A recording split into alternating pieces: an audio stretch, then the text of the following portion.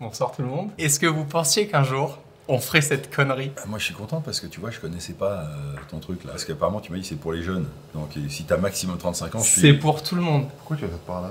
Oh t'as mis... Non. Il a fumé. Oh putain les mecs. Il n'était pas prévenu du tout.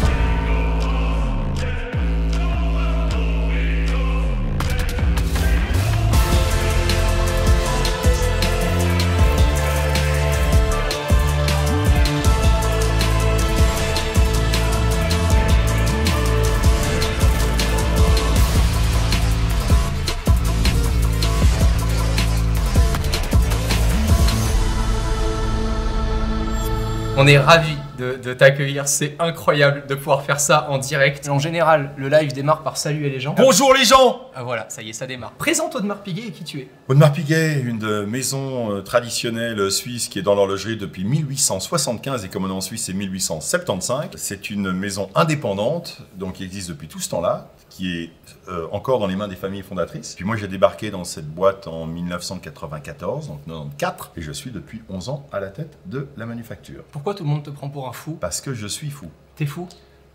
On a déjà pu te découvrir dans le 20 minutes avec sur YouTube. Il faut quand même dire une chose, rendons à César ce qui est à César, c'est que j'ai été arrêté quelques fois dans la rue ou dans des aéroports où les gens m'ont dit « on adore ce que vous faites, c'était super », ils parlaient du temps que j'avais passé avec toi. Ça me fait super plaisir parce qu'on a vu aussi à travers cet échange l'expérience que tu pouvais partager et à la fois ta sincérité sur des sujets que tu maîtrises pas du tout. Et t'as pas hésité à me le dire sur Twitch par exemple, tu m'as dit c'est la première fois que je suis sur Twitch, explique-moi ce qu'est Twitch. Mais je sais même pas les play Twitch, non il faut être honnête, je n'avais même pas entendu le nom. On va avancer un petit peu dans le live puisqu'on est là pour une occasion quand même spéciale. On en a pas encore parlé mais il y a eu une annonce de fou il y a de ça quelques semaines. Est-ce que tu peux me parler de ce que je considère comme un rêve de gosse? Tu parles de ça là?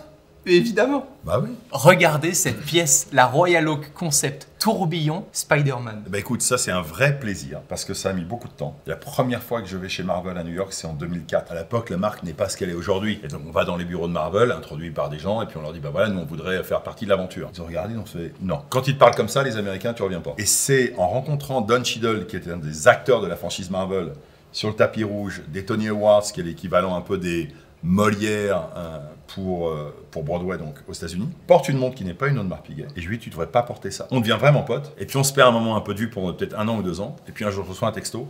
Il me fait, t'es où? Je dis, bah, je suis en Espagne, mais je rentre à Paris. Je suis à Paris avec mon épouse. Et au bout de 10 minutes, je lui dis, tu sais qu'il y a quand même un truc que je t'ai jamais demandé, mais que ça serait quand même cool. Faut que je te raconte l'histoire de Marvel parce que on s'est fait, mais dézinguer grave. Je fais, bah, tu veux vraiment être avec Marvel? Téléphone. Il a appelé le CEO de Marvel, Kevin Feige, devant moi. Il lui a fait, dis donc, j'ai mon pote François, tu sais, Audemars Piguet. Ah ouais, Audemars Piguet, bah ils aimeraient bien faire un truc avec Marvel. On peut?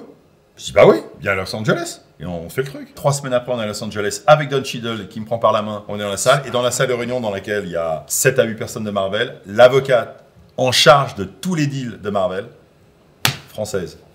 Oh, incroyable. Il nous montre toutes les sorties de films et pourquoi ça sort en séquence comme ça pendant les 5 prochaines années. Et il dit, vous allez commencer avec Black Panther. Et là, tu te retrouves avec une contrainte ou une opportunité en ayant Black Panther en premier? Ça change rien. Pour nous, ça change rien. C'est on enclenche et ça va être top. On va les sortir complètement des codes habituels de l'horlogerie. On va les ranger. Sûr. On va se faire allumer même. Je suis sûr. C'est ça que j'adore. C'est que justement, c'est ce mariage entre deux mondes qui fait que quand tu vas t'acheter une montre, t'imagines pas une seule seconde acheter une montre avec des motifs qui peuvent te rappeler la montre de ton enfance avec Spider-Man. Attends, je te fais le pont maintenant ou pas? Bien sûr, c'est ce que je dis ce que dirais. c'est Marvel comme genre de société? C'est une société qui fait quoi? Entertainment, divertissement. D'accord, et nous on fait quoi? Des pièces, des pièces horlogères. Qui éventuellement vont partager un moment, une émotion commune. C'est pas parce que tu fais de l'horlogerie que tout d'un coup tu vas t'éloigner de pouvoir avoir des super émotions. Je suis désolé, c'est exactement ce que je disais. C'est incroyable d'avoir Spider-Man dans une pièce pareille. Là, on est vraiment comme dans la haute horlogerie. Hein. On s'est pas amusé, puis on a juste mis un petit personnage comme ça. Non, non. Tu vois cet effet où tu as l'impression qu'il va sortir de la montre. Si je la regarde même au dos, tu as les pieds à l'arrière. Ah oui, ça c'est toujours mystérieux. Est-ce que c'est dur de parler de la façon dont une maison aussi exclusive qui fait si peu de pièces comme AP choisit, parce que c'est le terme, choisit ses clients? Alors attention, là on a quand même un petit historique, parce que la première chose, c'est que pour la plupart des gens qui ont acheté Black Panther et qui veulent continuer la collection, on leur donne un petit choix préférentiel. Ah, c'est génial. Il faut être quand même sympa, Mais, parce qu'il y en a d'autres derrière. On ne s'arrête pas là. c'est vrai. Il y a la suite, donc on doit faire ça. Et puis ensuite, il y a les nouveaux venus qui aussi veulent effectivement acquérir la montre. Et puis il y en a qui ont acheté la montre et qui l'ont déjà revendue. Donc c'est pas grave ça. Combien de temps de travail pour une pièce comme ça? Pour développer celle-là, on l'a commencé quasiment en même temps que Black Panther. Et sur celle-là, on n'a pas eu de galère. Black Panther, on a eu une énorme galère. À 1 an, ça c'est quand même, il faut savoir que c'est pas toujours parfait, loin de là, de la sortie de la montre, j'ai refusé le personnage. Il n'était pas assez abouti. Il y a eu double turbo pour rechanger tout le personnage. Il n'était pas digne. Ça faisait trop plastique, ça faisait pas, c'était pas... Les personnages, ils sont en or au départ. Qu'on vient donc ciseler, graver, on vient faire tout, on vient créer tous ces détails. C'est un boulot de malade. Tu vois les petites lignes que tu as ici là, Ouais. sur le truc. Ouais. Il n'y a pas une machine qui peut faire ça. C'est fait à la main. Hein. Est-ce que tu peux nous expliquer comment a été construite du coup cette pièce et comment est-ce que vous avez assemblé au fur et à mesure à la fois le choix du tourbillon qui reste présent dans la série du coup des Audemars Piguet avec Marvel? Alors première chose, il a fallu enlever beaucoup de pièces du mouvement. D'accord. On a pris un mouvement existant, on en a enlevé quasiment 56 ou 58. D'accord. Pour libérer le plus d'espace possible pour pouvoir mettre le personnage. Ça, c'est compliqué parce que c'est comme si tu enlèves des pièces de ton moteur et tu veux quand même que la voiture monte à 200. Ça veut dire qu'il faut remplacer ce que tu enlèves et trouver des biais pour que ça n'affecte pas l'intégrité de la fonction de la montre. Et puis à partir de là, tu mets le personnage. Et dans le noir, ça rend vraiment différemment? Bah oui, parce que toute la lumière que tu as pu mettre sur les index, le truc, et les yeux, la nuit, ça... C'est la deuxième pièce. Tu seras plus là pour voir les autres? Alors, fais gaffe quand tu dis tu seras plus là, parce que les gens pourraient penser que je vais mourir demain matin. Évidemment, non, mais il faut expliquer. Oui, parce que je quitte la boîte à la fin de l'année. Et la troisième pièce, elle arrive en 2025 pour les 150 ans de la marque. Et on sait déjà ce que c'est, parce que j'ai vu le proto la semaine dernière. Et tu sauras pas. Moi, ce qui m'éclate, c'est la philosophie de ce que ça... de la façon dont ça s'exprime aujourd'hui sur les nouvelles générations. Et de penser que ma génération, en étant gamin, c'est Mickey. Okay, quand on est tout gamin, c'est Mickey. Et qu'aujourd'hui, le Mickey pour les gamins, c'est Marvel. C'est toujours ces chocs culturels qui permettent d'amener la marque sur des territoires sur lesquels les gens ne les attendent pas. Il y a des exemples incroyables. Dernièrement, là, c'était sur Amazon Prime où tu as le film de Ben Affleck qui retrace la collaboration entre Nike et Michael Jordan. Tu penses qu'aujourd'hui, c'est incontournable pour des maisons d'horlogerie de lancer des collaborations pour continuer d'exister, de raconter des histoires? Aujourd'hui, je pense qu'on vit dans des époques de collaboration de manière générale. Tous les jours, il sort des trésors et des succès dus à des collaborations. Maintenant, est-ce que c'est une fin en soi et que tu ne peux faire que ça? Non, parce que si tu ne faisais que ça, j'en balancerais bien une, mais là, je sais pas. Tous ceux qui ne sont pas de la capitale, ça va leur faire plaisir. Tu sais quoi, si à un moment c'était aussi facile que ça de dire je m'associe avec des super talents, je les paye une fortune et je gagne, t'aurais pas le PSG, tu vois, par exemple.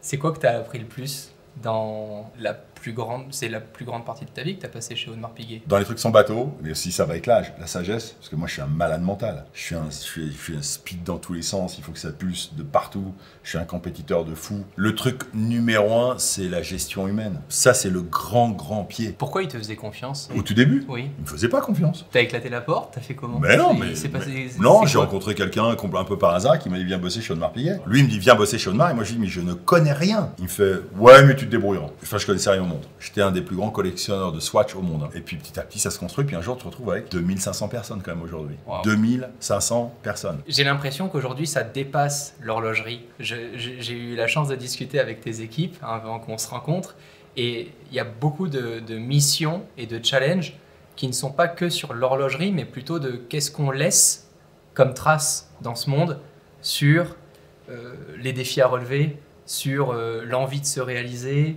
sur la découverte de certaines disciplines qu'on peut supporter ou des événements qu'on organise pour permettre à des clients de se rencontrer. Ça va beaucoup plus loin que ça quand tu as 2500 collaborateurs, ou ça reste quand même de se dire c'est quoi les montres qu'on fait dans 2 ans? Si tu ne fais que ça, jamais tu sors. C'est impossible, puisqu'on est allé chercher en plus depuis une dizaine d'années d'aller voir le contact direct avec les clients finaux. Tu es obligé de créer toute cette espèce de communauté globale qu'on appelle la famille. Hein. Chez Audemars Piguet, on dit bienvenue dans la famille, mais y compris chez les collaborateurs. Quand tu rentres chez Audemars Piguet, c'est bienvenue dans la famille AP. Quand tu deviens client Audemars Piguet, bienvenue dans la famille AP. Pour reparler un peu de la pièce et des innovations aussi que vous entreprenez, il n'y a pas que des choses qui se voient. Je pense par exemple au fait de mieux connaître vos clients. Vous êtes en train de déployer pas mal de solutions. Comment ça se passe? Aujourd'hui, et depuis des années, nous vendons les montres neuves. Et Ouais. on a laissé à des tiers le marché de la montre d'occasion. Mais c'est une aberration absolue. Il faut qu'on récupère ça. Si demain tu veux vendre ta montre, qui peut mieux que nous la certifier, dire que tout est absolument conforme, que tu l'as pas fait réparer par un horloger qui ne serait pas agréé au Audemars Piguet? On va être l'arbitre de tout ça. On va certifier que tout est en ordre. Donc on va donner la confiance aux gens, et qui peut mieux que nous, qui maîtrisons notre production, notre histoire, dire aux gens, ben voilà, si vous passez par nous, c'est clean. Donc c'est ça qu'on est en train de construire pour demain. C'est de garantir, mais de garantir l'intégrité de toutes les transactions. C'est pas un business model sur lequel on va faire beaucoup d'argent. Hein. On n'est pas là pour gagner de l'argent avec ça. On est là pour garantir un service. Compare ça au service de reconditionner Apple qui avait annoncé les mêmes choses, qui disait on fait pas ça pour gagner de l'argent, on fait ça justement pour essayer de donner une seconde vie, par exemple, à des produits en les traçant mieux. Attention avec un gros détail, c'est que eux, je pense qu'ils font ça pour des raisons écologiques. Nous, c'est pas ça. On n'a pas ce problème-là. Nous, le problème, c'est que on veut garantir l'intégrité. Une montre Audemars Piguet, on en voit de temps passer du 19e siècle au musée. Ah ouais? Bah oui, il faut pas oublier ça quand même. Et la montre, quand elle passe au musée, on est capable de la remettre dans l'état de l'époque. Parce qu'on a les machines de l'époque, avec des gens qui travaillent comme à l'époque. Et donc ta montre, dans 150 ans, elle va pouvoir revenir chez nous et qu'on refasse le travail. Donc c'est pas des raisons de dire on évite de foutre des batteries à la poubelle. Quel modèle de chez Audemars Piguet pourrais-tu nous conseiller pour commencer une collection dans la famille Audemars Piguet? Ça, Comme ça, je me la pète 2 secondes. ou la même en code en 59. Ça, c'est bien pour démarrer. Comment elle est devenue aussi iconique, cette Royal Oak? Ça, c'est beaucoup de travail et surtout beaucoup de hashtag. C'est D', le mot d'après. Beaucoup D'innovation. Ouais, ok. Je sais D'échec. Quand tu vis 50 ans, la montre elle a 50 ans, 51 maintenant, quand tu passes autant d'années, tu as forcément fait des bourdes. Et c'est super intéressant, la notion de l'erreur et du raté, où tu peux te planter. Surtout en France, où dans la culture encore aujourd'hui, on a un problème au niveau de l'éducation. Quand t'es pas bon, t'es mauvais. Et moi, c'est l'histoire de ma vie. Hein. Quand j'étais à l'école, j'ai passé beaucoup de temps au coin. Dans la salle, avec le bonnet d'âne sur la tête. Il n'y a pas au milieu, puis il n'y a pas les encouragements de la même façon. Il a fallu que je débarque moi aux États-Unis avec mes enfants pour découvrir que si par exemple tu as 3 sur 20, mais que le coup d'après tu as 6 sur 20, et bien aux États-Unis c'est tu es en train de faire des progrès. Donc dans la tête du gamin c'est ok, c'est mieux. En France, c'était toujours une bible. Et bien juste ça, ça peut détruire la confiance, la façon dont tu vas aller dans ta vie et faire tout ce qu'il y a derrière. Et la perception de l'échec, elle est complètement différente de l'autre côté de l'océan. Et ici, c'est encore très très fort. Hein. Quand on s'était vu pour la vidéo 20 minutes avec, on avait démarré la vidéo par expliquer que tu avais échoué dans d'autres disciplines dont tu as parlé tout à l'heure, comme le golf. Tu sais aujourd'hui pourquoi tu as échoué? Pourtant, tu as déjà échoué. Tu rêvais par exemple d'être le meilleur golfeur du monde. Ton meilleur palmarès, c'est une 25e place en France. Pourquoi ça n'a pas marché par exemple? Pendant longtemps, je me suis dit, c'est marrant, quand je joue au golf, je me mets des plafonds, donc très vite il y a des barrières. Je ne les ai jamais eu en business. Mais aujourd'hui, j'ai mon cerveau de maintenant. Donc j'ai un cerveau qui a fait du business et qui a eu du succès pendant quasiment maintenant une vingtaine d'années. Je me remets sur un terrain de golf, le plafond revient. Et bah tu sais quoi? Et ça, je vous jure que c'est vrai.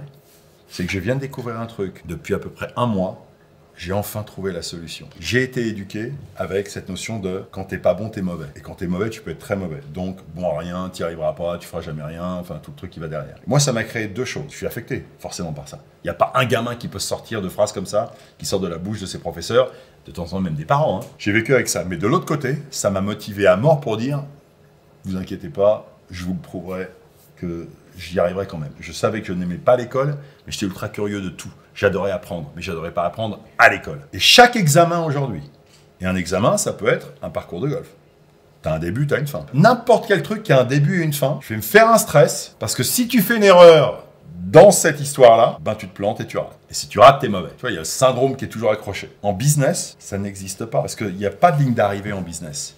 Jamais. Quand bien même, regarde aujourd'hui, j'ai 29 ans de maison chez Audemars Piguet, je vais quitter la boîte à la fin de l'année. La boîte, elle a existé largement avant moi. Elle va exister largement après moi. Je suis venu jouer sur un jeu sur lequel il n'y a pas de ligne de départ et pas de ligne d'arrivée. Et le fait qu'il n'y ait pas de ligne d'arrivée, il y a donc moins la pression. Tu acceptes que tu vas faire des erreurs et tu as moins le plafond au-dessus de la tête. Je viens de comprendre enfin ça. Et je te jure, ça m'a mis du temps.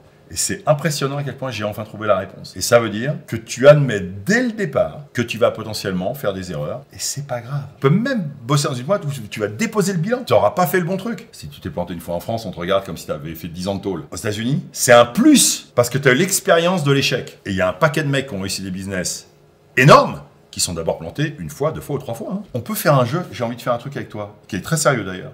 On fait un jeu? On peut le faire avec les viewers aussi ou pas? Tu penses qu'ils non, mais ils vont voir quelque chose. Ok, j'ai peur. Mets-toi dans une position de boxeur. Je vais te dire un mot, et tu dois bouger en conséquence. Protège. Ok? Je vais te faire un autre mot. Victoire. Viens, trace-moi. Ça fera 70 €? Hein? Alors moi d'abord c'est plutôt 7000, mais c'est pas grave. Quand tu veux protéger quelque chose, un succès X ou Y, tu vas avoir tendance à te fermer. Tu vas te mettre sur l'arrière et tu vas te protéger avec tes mains. Si tu projettes vers toi la notion de victoire, tu vas t'ouvrir. Tu as vu, tu as descendu tes mains. Tu es tranquille. Il y a une espèce de paix intérieure, donc tu es ouvert sur le monde. Donc, ça veut dire que tu es ouvert pour aller repartir de l'autre côté. Ça, c'est un truc de malade. Il y a un chef à Paris qui s'appelle Kei Kobayashi, qui est un japonais, et qui a eu sa 3e étoile il y a maintenant 2 ans ou 3 ans. Quand il a eu sa 3e étoile, il faut savoir qu'un chef japonais quand même, donc chef étranger pour avoir une 3e étoile en France et encore plus à Paris, faut y aller. Hein. Et je lui ai dit, t'as célébré combien de temps ta victoire?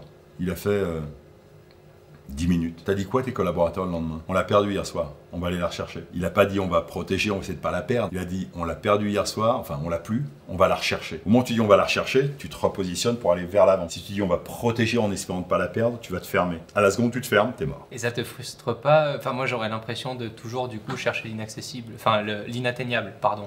De me dire que ce que je fais aujourd'hui, ça ne te suffit jamais. Rappelle-moi ton âge? 27. 27? C'est la vie qui te répondra à ça. Je reconnais des athlètes et des connus sur la planète. Serena Williams, il y a une histoire qui est phénoménale avec elle. Tu sais, quand en finale, dans les tournois de tennis, t'as un trophée si t'as perdu.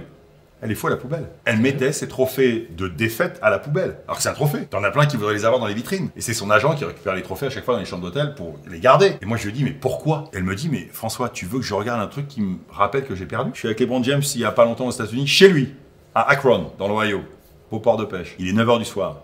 J'ai dit, ta dernière victoire en NBA, tu l'as célébrée combien de temps? Pareil! Quelques heures. Il me dit, il faut que je te dise un truc. Comme ça, hein, mais véridique. Il est 9 h, t'as de la chance que je t'aime, François, parce qu'à 8 h, je suis au lit, moi. Parce que je me lève à 4 h du matin pour m'entraîner, parce qu'à mon âge, si je veux tenir encore 1 ou 2 saisons, je suis obligé de mettre le double turbo. À ce niveau-là, et sans mal le juger, hein, c'est extrême. Les gens ne se rendent pas compte à quel point, pour réussir, tu ne lâches rien et tu y retournes systématiquement.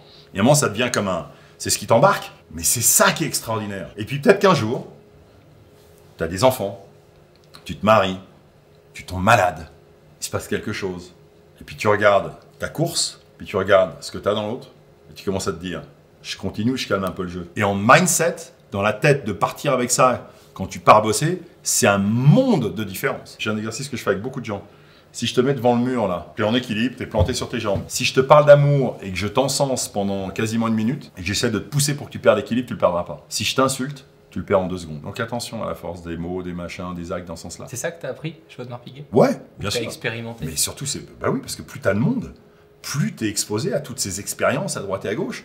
C'est pas une chance parfaite, gérer des gens. Parce que tu te dis à un moment, ça y est, c'est bon, tout est en ordre. C'est jamais tout en ordre. Mais c'est ça qui est génial. Je suis sûr que tu serais capable de... Enfin, c'est même sûr, tu es capable de déployer ce mindset pour tout. C'est comme si on devait presque nous reprocher à un moment que de toujours vouloir donner le meilleur de nous-mêmes, c'était pas humain. J'ai ce truc-là où, tu vois, à ma petite échelle, on fait des trucs, on essaie de bouger un peu parfois la façon de penser de certaines personnes et on ouvre un contenu TikTok qu'on publie et t'as des jeunes qui te disent « Oh vas-y, lui il s'est déjà cru PDG, ah lui machin ». Mais j'ai envie de leur dire « Mais si je suis déjà juste à ma petite échelle là où j'en suis aujourd'hui, c'est justement parce que je rêve 10 fois plus. » Ouais mais attention, là c'est un sujet ultra sensible parce que votre génération et ceux qui arrivent derrière, vous êtes dans le jugement permanent de tout. Des fois sans avoir forcément la connaissance, le background, ce qui se passe derrière, la vie de la personne, et on est dans le jugement, mais permanent. Ça fait des gros dégâts, ça. Faut faire gaffe. Il y a des caractères qui sont pas, surtout jeunes, formatés pour être capables de répondre et de tenir le truc. Et il faut qu'à un moment, ça change un petit peu, parce que sinon, c'est super facile. Je te connais pas, tiens, t'étais comme ça, ouais, t'es coiffé comme ça.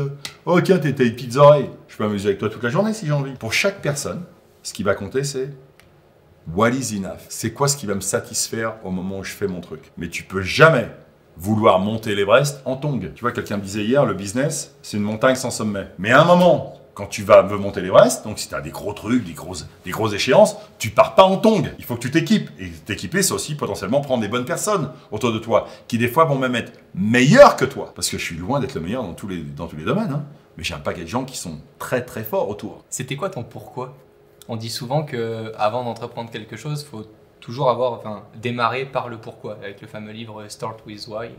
Et c'était quoi ton pourquoi? Moi, j'ai une nature très protectrice des gens que j'aime. Ça, je sais pas d'où ça vient. Mais ce qui était mon pourquoi en rentrant chez Audemars Piguet, c'est que pendant des années, nous sommes entendus dire qu'on n'y arriverait pas, qu'on n'était pas assez bon, qu'il y avait plein d'autres marques, notamment une marque genevoise qui serait toujours meilleure que nous et qu'on serait jamais les premiers et qu'on serait toujours derrière et machin et truc.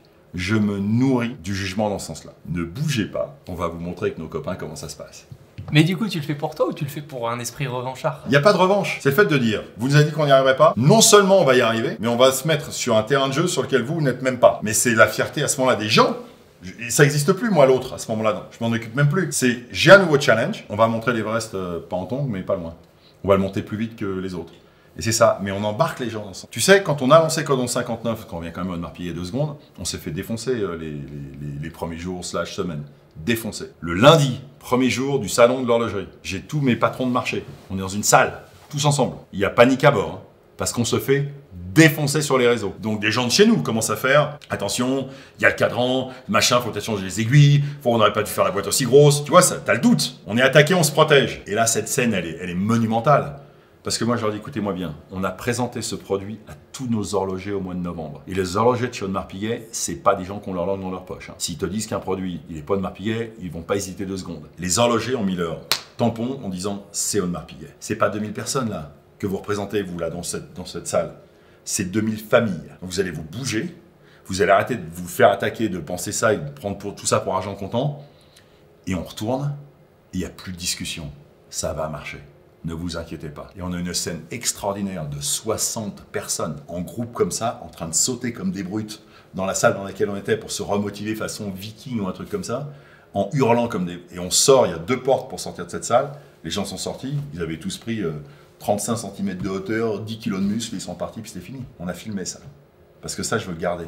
Ça fait partie des grands moments de leadership où tu sens que ça, le bateau flanche un peu truc et tu embarques tout le monde. Je pense que sur la façon de penser, il y a beaucoup de similarités avec les Marvel, hein. Il m'a fallu ce live pour comprendre. C'est bien ça, c'est bien dit parce que quelque part, tu as plein de gens dans toutes ces organisations, c'est des super-héros. Il y en a derrière là qui sont en train de nous regarder, qui sont des collaborateurs, qui regardent le truc, machin et tout, tu te dis, quand tu prends la vie de chacun, évidemment ce qu'ils ont été capables ou ce qu'ils sont capables d'amener pour garantir l'intégrité du succès de cette maison, c'est les héros qu'on voit moins forcément parce que c'est pas comme ça, ils sont pas devant la caméra, mais sans eux, tu peux oublier, ça marche jamais. De temps en temps, il faut aller chercher aussi quand il y a les doutes, quand il y a les trucs, il y a les peurs, machin, et on rembarque tout le monde et on y retourne. Merci infiniment, c'était ouf de partager ce moment. Ça t'a plu Twitch ou pas? Twitch. Et tu sais quoi? Je pense que tu es une sorte de Lucky Charm avec moi. Lucky Charm, c'est tu portes bonheur, toi. Donc c'est la 2e fois qu'on fait un truc ensemble, on va en faire d'autres. Mais j'adore. Twitch. En tout cas, s'il y a un truc qui m'a toujours marqué, dès qu'on se parle ou qu'on parle à tes équipes, c'est que faut toujours avoir plus fou. Genre avant là, cet événement, parler avec les équipes, on proposait un truc, et c'était jamais assez fou pour Audemars Piguet. Et finalement, on se retrouve à avoir déplacé le studio chez vous. C'est la première fois qu'on fait ça. J'ai l'écran 32/9e. Non mais, parce que je l'explique à ceux qui nous suivent sur Twitch. Encore une fois, vous pouvez follow là le Twitch. J'ai l'écran 32/9e qui est là. On peut vous le montrer si vous voulez. On peut mettre un peu de backstage. Attention peut-être, est-ce qu'on peut montrer les gens qui sont dans l'ombre très légèrement ou pas? Si on les voit, est-ce que ça pose problème? Aucun problème. Mais non, aucun problème. Voilà. Là, on a le 32/9e. Il y a toutes les équipes qui arrive, c'est incroyable. Vraiment, merci infiniment à vous aussi sur Twitch de rendre ça possible. Parce que pour le coup là, s'il n'y a personne, ça serait quand même bien moins marrant. Ça fait quand même un peu de monde pour live Twitch. Ouais, c'est cool. Merci vraiment à tous, c'est incroyable. Merci pour l'accueil et pour votre travail et pour la dévotion infinie pour une maison incroyable. Et merci pour les commentaires et tout, c'est vraiment sympa ça. Voilà.